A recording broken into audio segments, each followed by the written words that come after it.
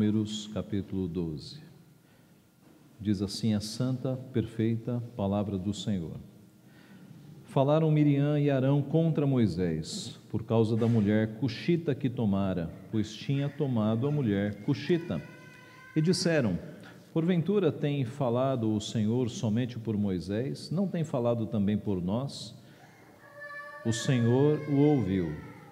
Era o varão Moisés muito manso, mais do que todos os homens que havia sobre a terra. Logo o Senhor disse a Moisés e a Arão e a Miriam: vós três, saí à tenda da congregação. E saíram eles três. Então o Senhor desceu na coluna de nuvem e se pôs à porta da tenda. Depois chamou a Arão e a Miriam, e eles se apresentaram. Então disse: ouvi agora as minhas palavras. Se há entre vós profeta, eu, o Senhor, em visão a ele me faço conhecer, ou falo com ele em sonhos. Não é assim com meu servo Moisés, que é fiel em toda a minha casa. Boca a boca falo com ele, claramente e não por enigmas, pois ele vê a forma do Senhor. Como, pois, não temestes falar contra o meu servo, contra Moisés?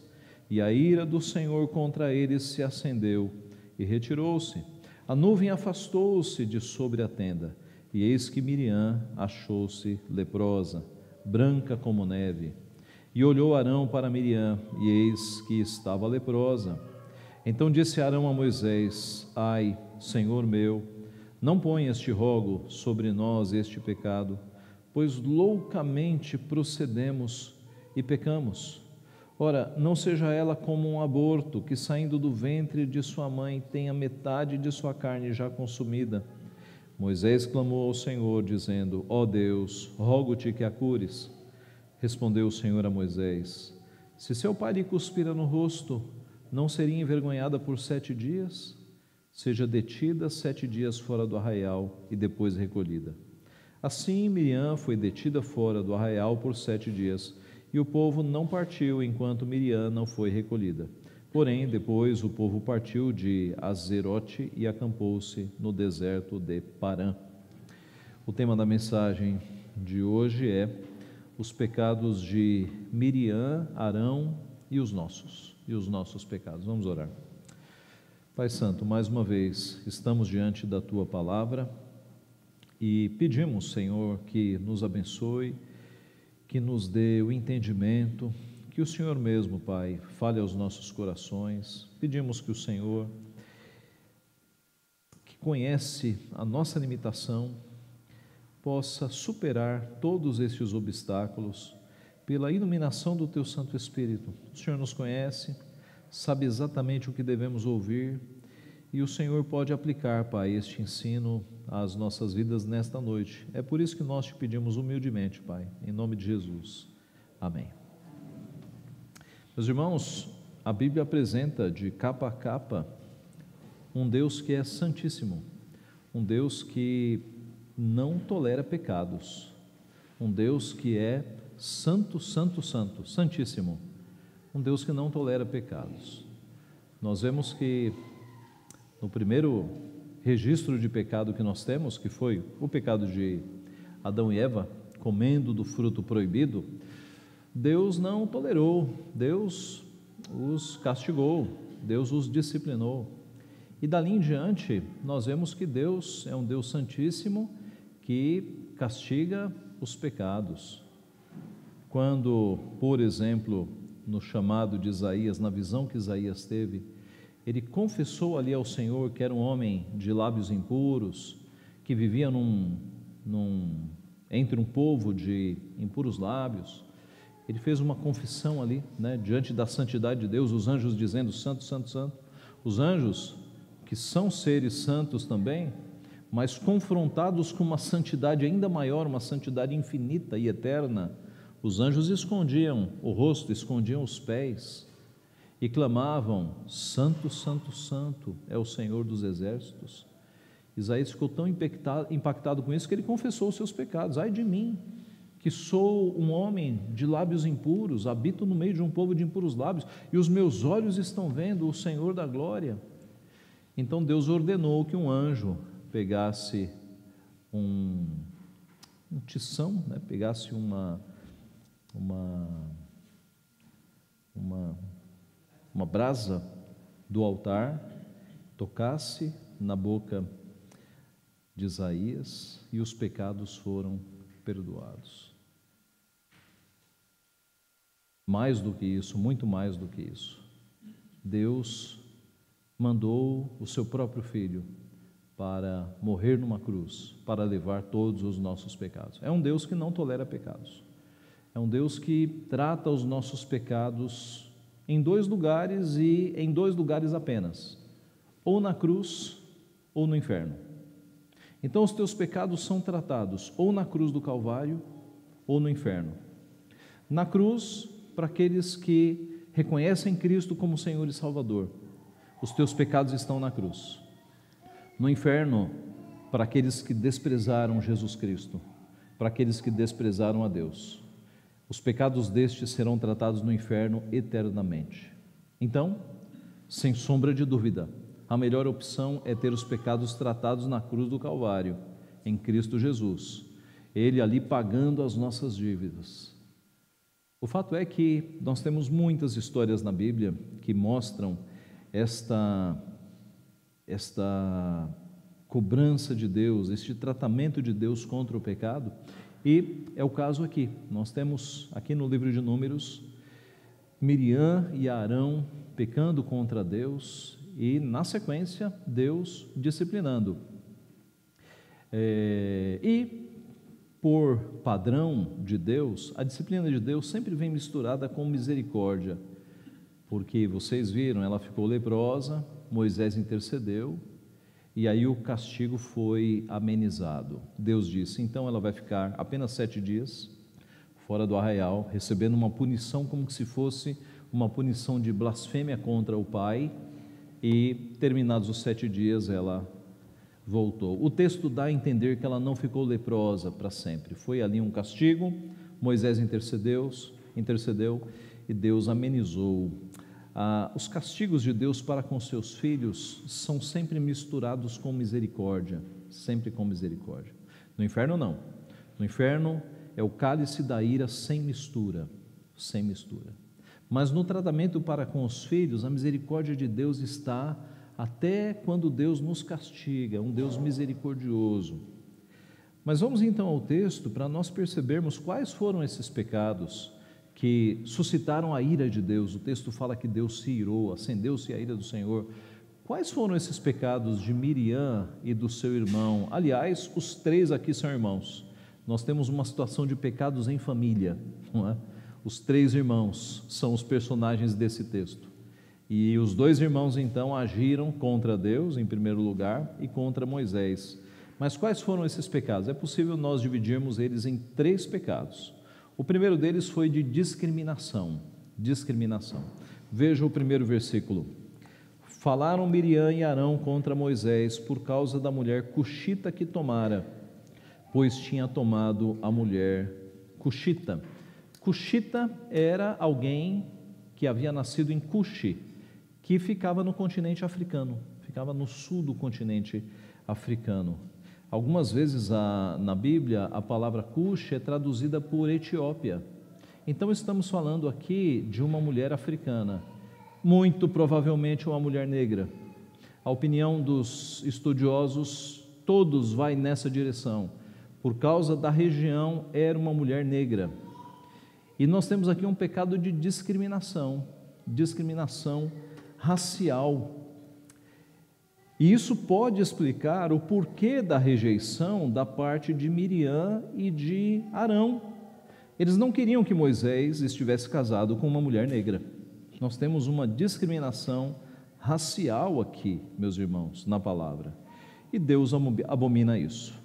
Deus abomina qualquer tipo de acepção de pessoas, seja por cor de pele, seja por nacionalidade, seja por condição social. Deus não é um Deus que faz acepção de pessoas, e nós vemos isso claramente na Bíblia. Nós lemos um dos textos, que é Deuteronômio 10:17, na nossa leitura da lei, quando Moisés escreveu: pois o Senhor vosso Deus é o Deus dos deuses e o Senhor dos senhores, o Deus grande, poderoso e temível, que não faz acepção de pessoas.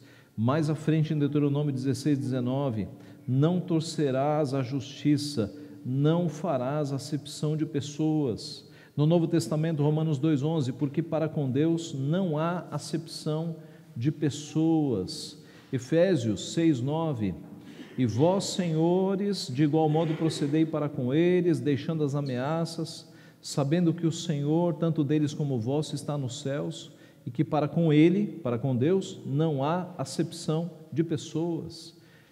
Tiago 2,1, finalmente. Meus irmãos, não tenhais a fé em nosso Senhor Jesus Cristo, Senhor da glória, em acepção de pessoas.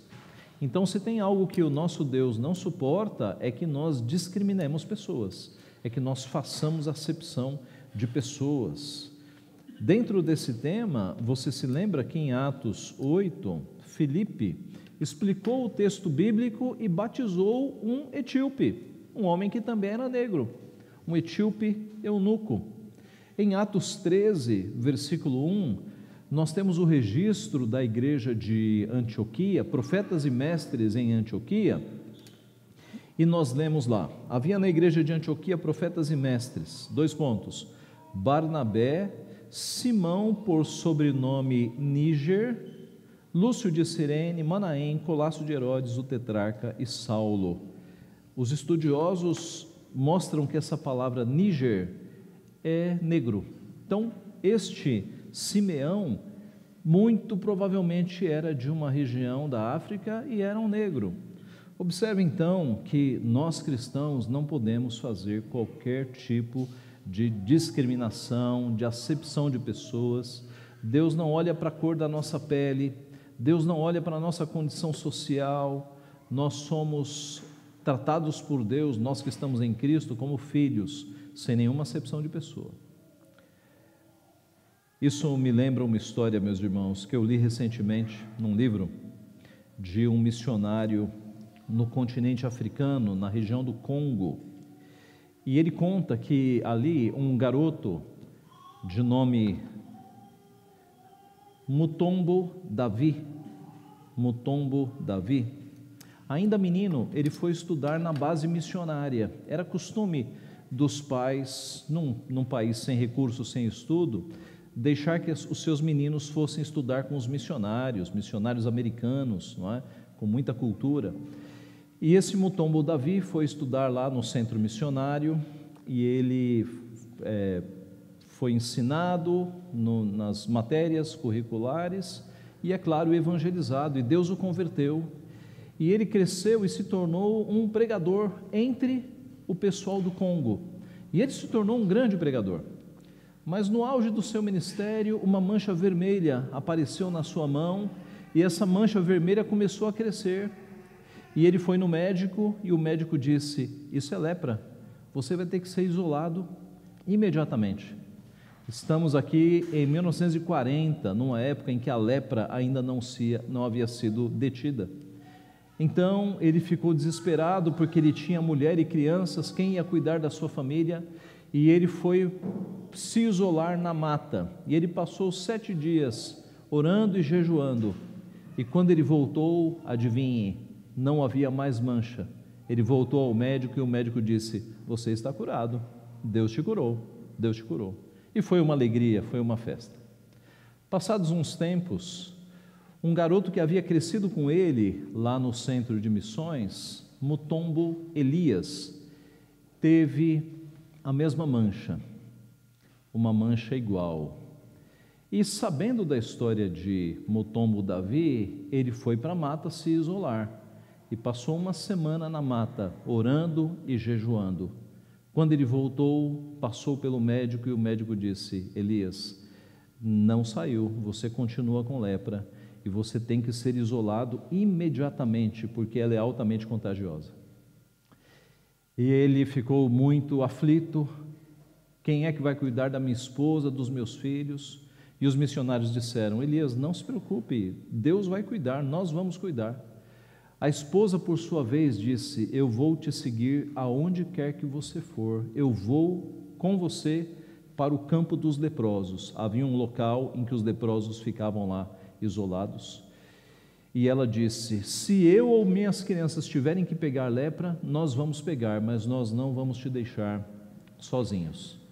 E assim foram, a família inteira foi para o campo dos leprosos.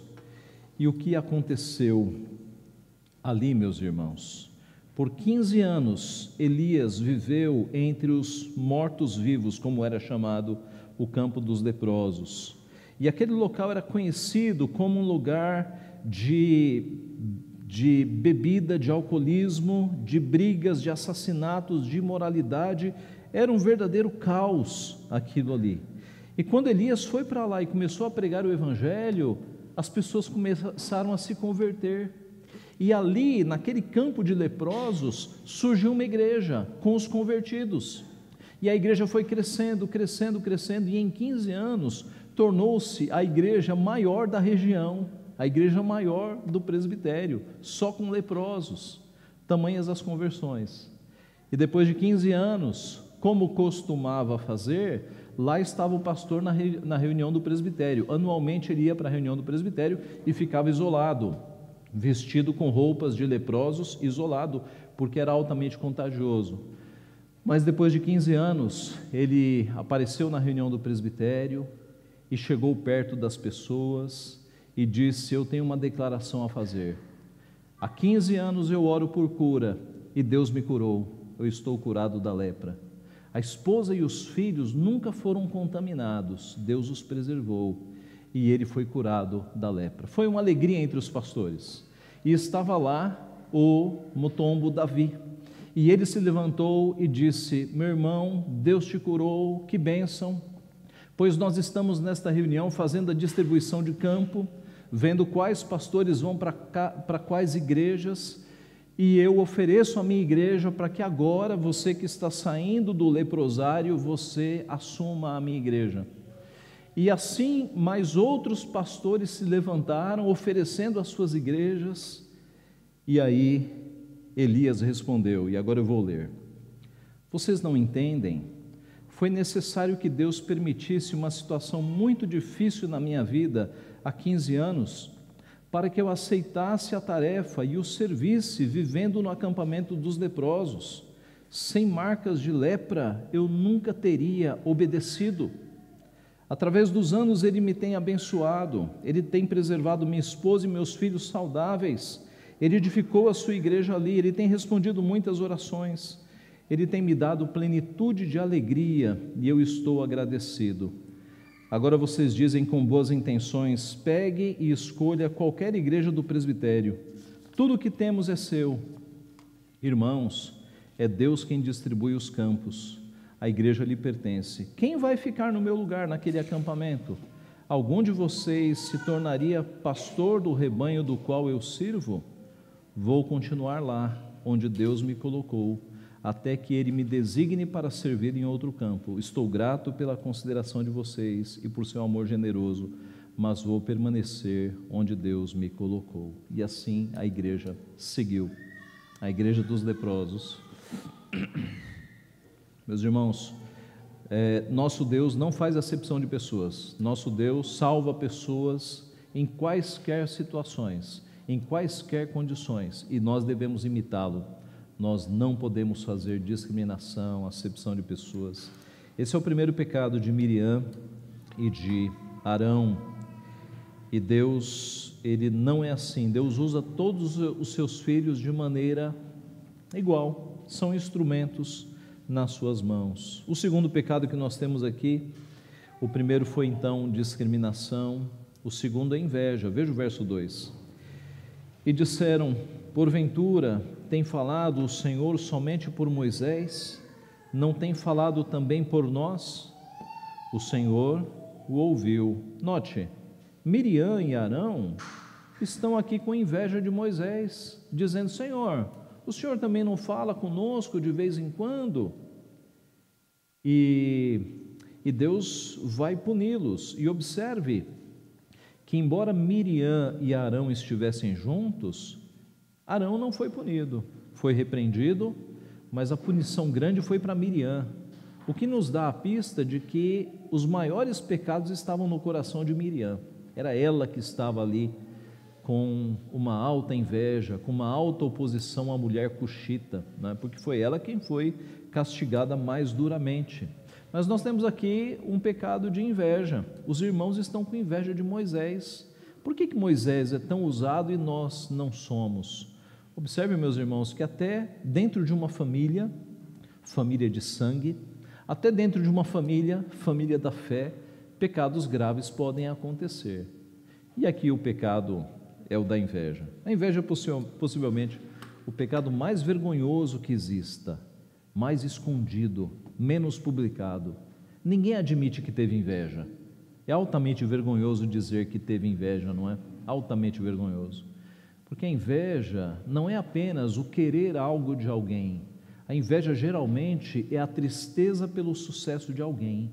A pessoa mostra que está prosperando e você sente raiva da felicidade da pessoa. E isso é altamente vergonhoso. Eu nunca vi uma confissão de inveja. Pastor, eu sou muito invejoso, muito invejosa. Eu nunca ouvi isso na minha vida, porque a inveja é um pecado que envergonha de fato. É um pecado que traz vergonha. Alguns homens de Deus foram vítimas de inveja. Abel foi morto por seu irmão Caim por inveja. Isaque, quando prosperou, foi invejado pelos filisteus. José do Egito teve a inveja e os ciúmes dos seus irmãos. Saul ficou muito enciumado depois que Davi derrotou Golias e passou a querer matá-lo. E Jesus foi alvo de inveja também. Os evangelistas registram isso. Marcos, por exemplo, 15:10 diz assim, falando de Cristo: pois ele bem percebia que por inveja os principais sacerdotes lhe o haviam entregado. Barnabé foi alvo da inveja de Ananias e Safira. Barnabé vendeu bens, entregou aos pés dos apóstolos, a repercussão foi enorme e Ananias e Safira invejaram aquela repercussão e mentiram ao Espírito Santo. Os apóstolos foram alvo de inveja. Em Atos 5,17 nós lemos: levantando-se, porém, o sumo sacerdote e todos que estavam com ele, isto é, a seita dos saduceus, tomaram-se de inveja e mandaram prender os apóstolos. O apóstolo Paulo foi alvo de inveja. Atos 13:45. Mas os judeus, vendo as multidões, tomaram-se de inveja e, blasfemando, contradiziam o que Paulo falava. Depois, em Atos 17:5, os judeus, porém, movidos de inveja, trazendo consigo alguns homens maus, dentre a malandragem, ajuntaram a turba, alvoroçaram a cidade e, assaltando a casa de Jason, procuravam trazê-los para o meio do povo. Então nós vemos na Bíblia muitos personagens que foram vítimas da inveja. E a Bíblia então nos orienta, a nós como filhos de Deus, a não nutrirmos inveja de jeito nenhum. E eu trago alguns textos bastante claros aqui. Provérbios 3:31, não tenhas inveja do homem violento, nem siga nenhum dos seus caminhos. Provérbios 14:30, o ânimo sereno é a vida do corpo, mas a inveja é a podridão dos ossos. Olha como a Bíblia chama inveja. A inveja é a podridão dos ossos. Provérbios 23:17, não tenha o teu coração inveja dos pecadores, antes no temor do Senhor perseverarás todo dia. Provérbios 24:1, não tenhas inveja dos homens malignos, nem queiras estar com eles. Gálatas 5:26, não nos deixemos possuir de vanglória, provocando uns aos outros, tendo inveja uns dos outros. E por fim Tiago 3:14-16, um texto um pouco mais longo. Se pelo contrário tendes em vosso coração inveja amargurada e sentimento faccioso, nem vos glorieis disso, nem mentais contra a verdade. Esta não é a sabedoria que desce lá do céu, antes é terrena, animal e demoníaca, pois onde há inveja e sentimento faccioso, aí há confusão e toda espécie de coisas ruins.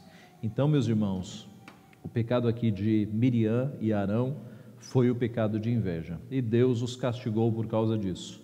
E nós temos que examinar o nosso coração para nos livrarmos de qualquer tipo de inveja, confessarmos este pecado ao Senhor para que Ele nos limpe. Em terceiro e último lugar, o terceiro pecado que eles têm aqui é o de insubordinação. Então, o primeiro foi discriminação, o segundo, inveja, o terceiro, insubordinação. Veja a sequência do texto. Era o varão Moisés muito manso, mais do que todos os homens que havia sobre a terra. Logo o Senhor disse a Moisés e a Arão e a Miriam: vós três, saí à tenda da congregação, e saíram eles três. Então o Senhor desceu na coluna de nuvem e se pôs à porta da tenda. Depois chamou Arão e a Miriam, e eles se apresentaram. Então disse: ouvi agora as minhas palavras. Se entre vós há profeta, eu, o Senhor, em visão a ele, me faço conhecer ou falo com ele em sonhos. Não é assim com meu servo Moisés, que é fiel em toda a minha casa. Boca a boca falo com ele, claramente, não por enigmas, pois ele vê a forma do Senhor.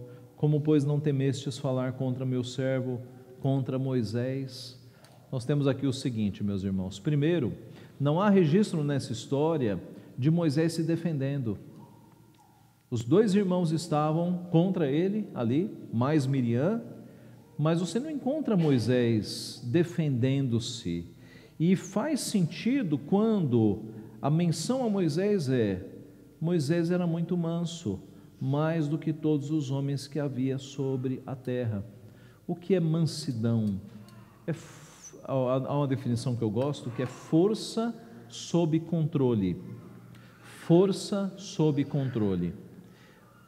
Na época do Novo Testamento e na nossa época, a mansidão é vista como fraqueza, não é? Um indivíduo manso, que não revida, que fica quieto, isso é visto como fraqueza. Mas, biblicamente falando, mansidão é força sob controle. Você não é fraco, você é forte e o seu domínio próprio é maior. Eu pergunto para os homens: qual é a reação natural nossa se nós recebermos um tapa no rosto de um outro homem? A reação automática é ir para cima, é revidar, não é? Para não revidar e fazer o que Cristo falou, ofereça a outra face, é preciso do quê? De força, de muito mais força do que para no automático revidar. O revidar, qualquer animal faz, qualquer animal. Cristo nos chamou a oferecer a outra face, andar a segunda milha, dar a outra peça de roupa, fartar-se de afronta, e é preciso muito mais força para ter esse tipo de controle, sabia? Então, mansidão não é fraqueza, mansidão é força sob controle, força controlada por domínio próprio. Moisés não era um fraco, não era um frouxo, ele era forte, mas ele tinha controle. E note que o texto não mostra ele se defendendo, ele estava ali controlado. Quem o defendeu? Deus o defendeu. Deus o defendeu, não foi ele próprio. A menção é: Moisés era muito manso, mais do que todos os homens que havia sobre a terra. E aí Deus assume o controle, e é Deus quem vai defender Moisés. Isso serve para nós, não serve? Quando nós passamos por algumas perseguições, por algumas injustiças na vida, nós devemos nos lembrar que a vingança não pertence a nós, a vingança pertence ao Senhor, é Ele quem retribuirá. Moisés sabia disso, Moisés estava manso, calmo. Deus foi ao seu encontro para defendê-lo. Meus irmãos, nós temos aqui insubordinação. Por quê? Porque Deus havia chamado Moisés para ser o seu servo. E Deus faz um elogio aqui a Moisés impressionante. Ele fala: quando há profetas, eu falo com os profetas, por meio de sonhos, por meio de revelações. Não é assim com Moisés. Moisés é mais próximo. Com Moisés, eu falo boca a boca. Eu falo na frente de Moisés. E nós conhecemos a história, nós sabemos que Moisés de fato tinha uma proximidade de Deus, ao ponto de Moisés, querendo ver mais a Deus, ele pedir isso para Deus e Moisés dizer: tá bom, Moisés, fica ali no meio das pedras, eu vou assumir uma forma, eu vou passar e você vai me ver de costas. Quer dizer, Moisés tinha esse nível de intimidade com o Pai para fazer um pedido desse. Moisés, de fato, era privilegiado entre os profetas, e eis que agora mexeram com o privilegiado, e a ira do Senhor se acendeu contra eles. Como, pois, não temestes falar contra o meu servo, contra Moisés? Pecado de insubordinação. Eles não reconheceram a liderança de Moisés. Meus irmãos, nós temos, dentre os 10 mandamentos, um mandamento que fala exatamente sobre isso. Honra teu pai e tua mãe. Honra teu pai e tua mãe. Pastor, isso está falando só de pai e mãe? Não está, não. A explicação de Westminster, a explicação bíblica, é que na Bíblia, muitas vezes, pai não é o genitor. A Bíblia chama antepassados de pais. Os judeus falavam, nosso pai Abraão, mesmo que tivesse muitas gerações. Então, pai na Bíblia é uma palavra ampla. A Bíblia chama autoridades civis de pais. Então, isso fez com que os irmãos que produziram Confissão de Fé de Westminster e Catecismo Maior aplicassem esse termo de submissão não apenas aos nossos genitores, mas a todas as autoridades constituídas. É por isso que nós oramos pelas autoridades a cada culto, porque foi Deus quem estabeleceu todas as autoridades. A primeira autoridade que Deus estabelece na nossa vida é de fato pai e mãe. E aí você tem um mandamento que atinge primeiramente a eles, é claro. Honra teu pai e a tua mãe. E nós devemos honrar pai e mãe, sejam eles crentes ou não. Sejam crentes ou não. A honra é devida a pai e mãe. Nós devemos honrar as autoridades civis. Você pode ter críticas contra o governo, é claro, mas as críticas devem ser mantidas num nível de respeito. É possível discordar com respeito, irmãos? É claro que é óbvio que é. Então, muito cuidado para você não se encontrar xingando os governantes, desrespeitando os governantes. Mantenha a postura crítica, mantenha as suas divergências, e nós temos muitas, mas com respeito. É muito interessante que Daniel foi levado cativo à Babilônia, e entrava e saía imperador e Daniel estava lá. E você não encontra uma linha de Daniel desrespeitando os imperadores babilônicos. Já reparou? Já reparou? Ele se encontrava ali para ser usado por Deus, e ele foi usado por Deus. E ele não pecou com blasfêmia, com insubordinação, ele foi usado por Deus. Você não encontra uma linha de Daniel fazendo um levante, protestando, nada, nada, nada. A Bíblia diz que nós devemos ser submissos às autoridades, porque elas foram instituídas por Deus. Não existe autoridade neste mundo que não é instituída por Deus. Mas, pastor, são líderes muito injustos. Deus vai cuidar deles. Deus vai cuidar deles, tá? A nossa missão é obedecermos ao nosso Deus e, por consequência, intercedermos, orarmos pelas autoridades e sermos bons cidadãos. Então, nós devemos ser submissos aos nossos pais, devemos ser submissos às autoridades constituídas, devemos submissão aos presbíteros da igreja.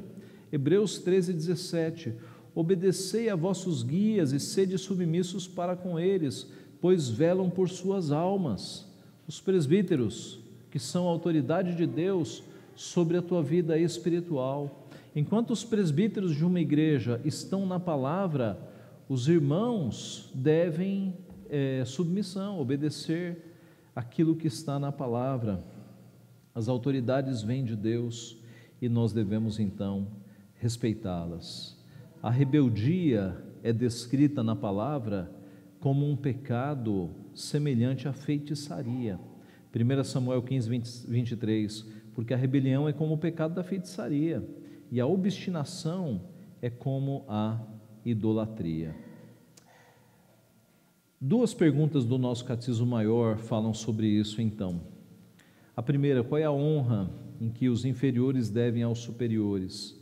A honra que os inferiores devem aos superiores é toda a devida reverência em coração, em palavras e em procedimento, a oração e ação de graças por eles, a imitação das suas virtudes e graças, a pronta obediência aos seus mandamentos e conselhos legítimos, a devida submissão às suas correções, a fidelidade, a defesa, a manutenção, o apoio devido às suas pessoas e autoridades, conforme os seus diversos graus e a natureza das suas posições, suportando as suas fraquezas e encobrindo-as com amor, para que sejam uma honra para eles e para o seu governo. Então, meus irmãos, concluindo este ponto, nós devemos ser submissos às autoridades que Deus colocou na nossa vida, pai e mãe, autoridades civis. Quando temos um trabalho, devemos respeitar as pessoas, respeitar os superiores. Nós, como cristãos neste mundo, meus irmãos, nós somos como que embaixadores de Cristo. Não é a nossa imagem que é manchada, é a imagem de Cristo, é a imagem do Evangelho. As pessoas olham para nós como crentes. Quando você peca, não é o João que pecou, é o crente João. Olha lá, era crente. Não é a Maria, é a crente Maria. Então a gente tem que ter um testemunho irrepreensível. Nós somos embaixadores. O que é um embaixador? É alguém de outro país que vem para cá, não como pessoa física, ele vem representando uma pátria. E nós somos chamados de embaixadores de Cristo. Nós não estamos nesta vida para cuidar da nossa imagem, nós refletimos a imagem de Cristo. É por isso que nós devemos ser bons cidadãos deste mundo, com os nossos olhos na nossa real pátria, que é a Jerusalém que virá. Concluindo, meus irmãos, qual foi a consequência aqui dos pecados? A ira do Senhor se acendeu sobre eles e Deus se manifestava naquela época em forma de fumaça, uma glória luminosa, um clarão de fumaça, e diz o texto que se retirou. E quando se retirou, Miriam estava alva como a neve, estava leprosa, totalmente leprosa. Foi a ira de Deus sobre Miriam. Aí entra Moisés, que mesmo sendo atacado por seus irmãos, intercede. E Moisés clama a Deus: ó Deus, rogo-te que a cures. E aí Deus responde, amenizando o castigo para 7 dias, fora do arraial. E ela ficou ali detida, depois ela foi recolhida, se estivesse leprosa não seria, ela foi curada mesmo, né? E aí o povo partiu. Nós temos o destaque aqui, meus irmãos, para Moisés, que mesmo tendo sido atacado, ele intercedeu. Talvez se fosse um de nós, diria assim: aí, tá vendo? Vai ficar leprosa agora, quem mandou mexer comigo, não é? Mas Moisés intercedeu: Senhor, te rogo que a cures, te rogo que a cures. E Deus a curou. Um maior intercessor que Moisés foi o nosso Senhor Jesus Cristo. Porque Moisés, embora manso, ele era pecador. Moisés teve os seus erros. Aliás, ele não entrou na terra prometida por pecado, né? Deus falou: fala a rocha, ele bateu na rocha, tudo indica perdeu a cabeça. E Moisés tinha os seus pecados também.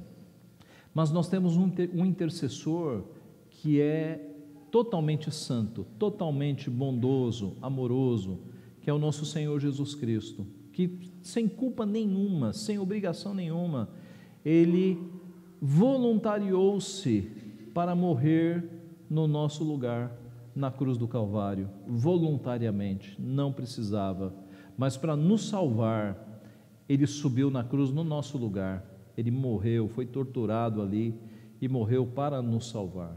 Então, a intercessão de Moisés aponta para um intercessor maior, mais perfeito, mais amoroso, que é o nosso Senhor Jesus Cristo. Como eu falei no começo, Deus trata os nossos pecados em 2 lugares e em 2 lugares apenas, ou na cruz do Calvário ou no inferno. Que os teus pecados tenham sido tratados na cruz do Calvário, por este Redentor amoroso, que é o nosso Senhor Jesus Cristo. Que Deus assim nos abençoe. Amém.